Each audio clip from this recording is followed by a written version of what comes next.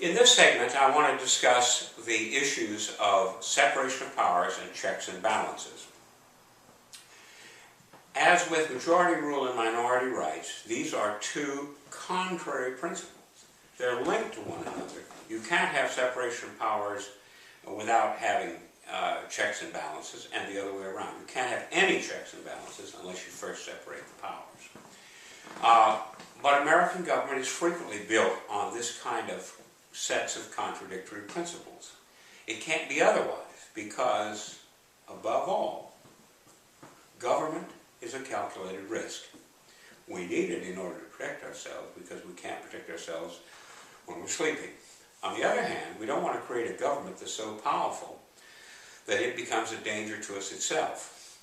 The framers of our Constitution recognized this principle, and that's why they structured the Constitution in the way they did. It's commonplace in American government that we take up these issues. Here's a set of encyclopedias, reference books at least, produced by Congressional Quarterly. How do they divide it? Well, they have one volume on the presidency. They have another volume on the Congress. And they have a third volume on the Supreme Court and all of the federal courts that are subordinate to the Supreme Court.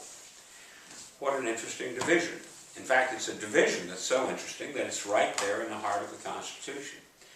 Pick up the copy of the Constitution and you'll notice that Article 1 deals with the legislative branch, or the Congress. Article 2 deals with the executive branch, or the presidency, and all of the associated parts of the executive branch of the national government. And the third section, Article 3 of the Constitution, is the Supreme Court and the subordinate courts. This principle of separation of powers is absolutely basic to American government. Now, the separation of powers that we have is divided in three ways. One is a separation by function. So, the words I've already used describing institutions is related to functions. The Congress writes the laws. The presidency, the president or the presidency, executes the laws. And if it's found that people have violated the laws, that's a subject for adjudication by the federal courts, topped off by the U.S. Supreme Court. That's separation by function. It is the most common form of separation of powers that is discussed in American government. But that makes a mistake if you only talk about the separation of function, because there are two other separations that are critically important. The second separation that's important is a separation by personnel. No one in American government is allowed to hold office in two branches of the government at the same time. No one is able to be a president and a member of the Senate, a president and a member of the Supreme Court, a member of Congress and a member of the Supreme Court, a member of the Supreme Court and a member of Congress. You can't do it. Most obviously, this occurred, the last time this occurred was in 2009, when Barack Obama, formerly a senator from Illinois, and Joe Biden, formerly a senator from Delaware, became the President and Vice President of the United States. Before they could take their oath of office as President and Vice President of the United States, they had to resign from their position in the Senate, creating vacancies that were subsequently filled. When the first Secretary of State in the Obama administration, Hillary Clinton, wanted to become Secretary of State, a member of the executive branch, she had to resign her seat as a senator from the state of New York. And there were other senators who similarly resigned their positions in the Senate in order to become cabinet officers in the Obama administration. And the same thing has happened consistently throughout American history. There's a complete separation by personnel.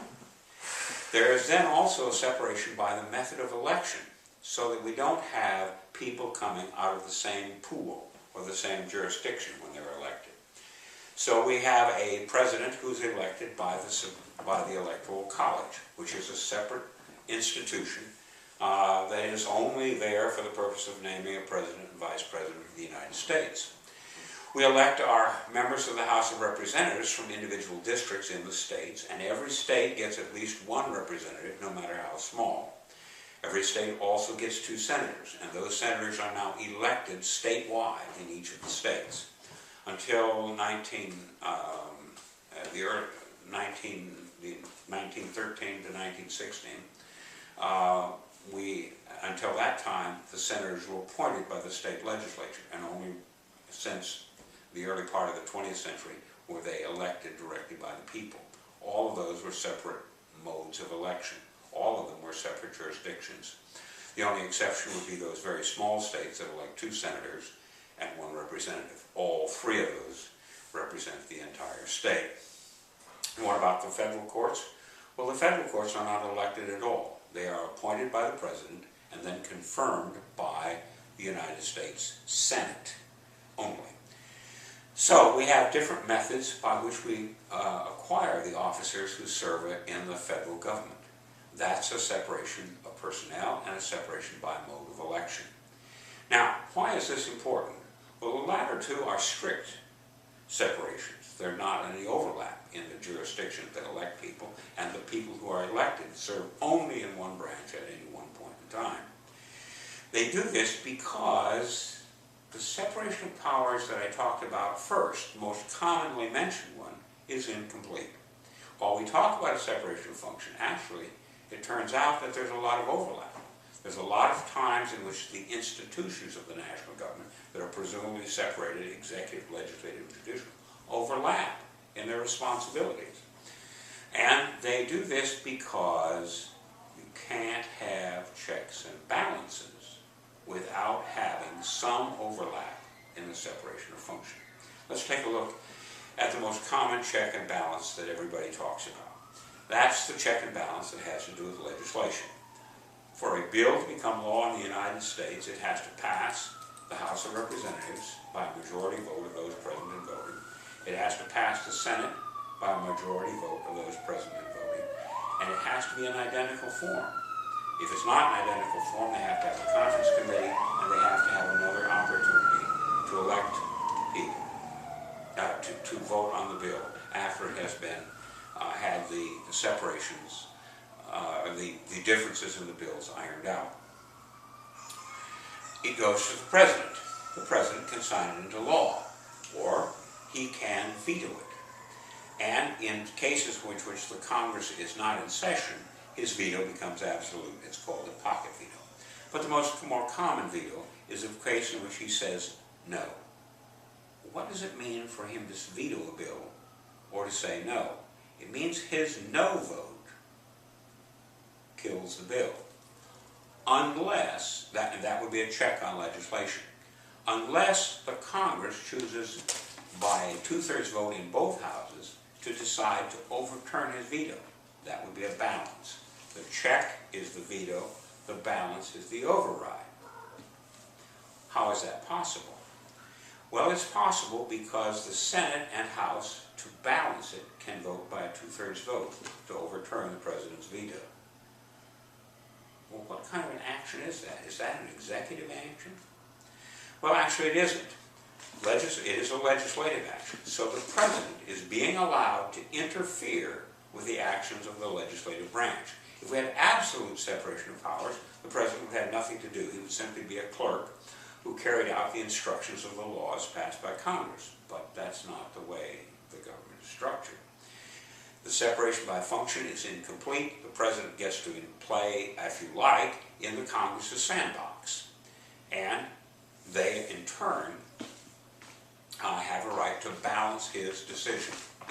Well, what are executive decisions? Well, executive decisions, as I discussed in the rule of law, are those that name people. Congress can pass a law creating the office of Secretary of State, but they can't, by their own action, name a Secretary of State. They can block, the Senate can block the appointment, and that means that there is an incomplete function. If the president gets to play in the Congress's sandbox by vetoing their bills, the Congress gets to play in the president's executive sandbox by confirming or refusing to confirm appointments he makes to various cabinet officers. Congress can create the office, but they can't name anybody to it. If they named somebody to it, they would violate the rule of law's principle of generality. What about the judicial power? Well, the president has a judicial power, President has, in fact, an absolute judicial power to pardon or commute the sentence of someone duly convicted of violating federal law. The case could go from federal district court to Court of Appeals to the U.S. Supreme Court. And in every case, they could agree to convict someone of a crime, and the president could turn around and pardon them. And his pardon is absolute. He also can commute the sentence, which leaves the sentence in place, but means that the amount of the sentence has been commuted or terminated by the president. That's a judicial power that the president is carrying out. Well, what about the Congress? Do they have any judicial powers? Yeah, they sure do. Not only do they have a role in confirming appointments of every single member of the federal judiciary, from federal district court all the way to the Supreme Court. Not only do they have that interference of a kind with the courts, but they also have a judicial power known as impeachment. The House of Representatives can act like a grand jury and impeach a president, any member of his cabinet, and members of the federal judiciary. And the Senate, by holding a trial, and called the trial, are carrying out a conviction that's not so very different from them acting as a jury. It is a jury that doesn't have a unanimous decision, but it does have a 2/3 decision.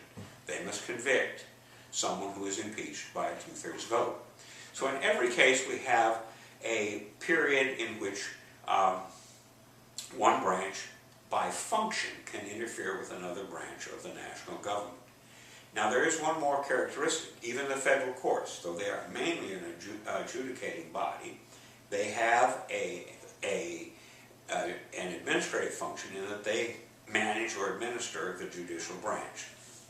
The Supreme Court, in particular, has a lot of influence over the Court of Appeals and the federal district courts in an administrative way.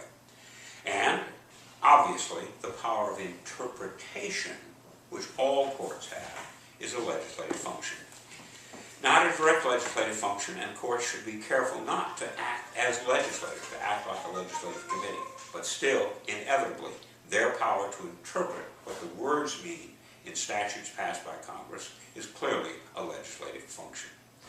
They also have the power to declare laws unconstitutional, which is, in effect, a veto that is absolute. So we have separation of powers, but we have separation of powers only to make it possible for us to have checks and balances. The two principles are linked together. We can't have one without the other. But it's also clear that if we had more separate powers, if powers were more completely separated in the national government, we would have very few checks and balances. And if we made the checks and balances even more complete than they are, we would be diminishing separation of powers. You can see this if you look at some of the state governments. Tennessee state government, for example, has far more separation of powers, and incidentally far fewer checks and balances than the federal government. This is the nature of our government. This is the nature of the government that aims to do the following. It aims to protect us, but it also aims to limit itself so that it doesn't overreach its powers. That's checks and balances. That's separation of powers. They are linked, contradictory principles. In the next segment, I'm going to discover a different kind of limit on the national government, one that's known as federalism.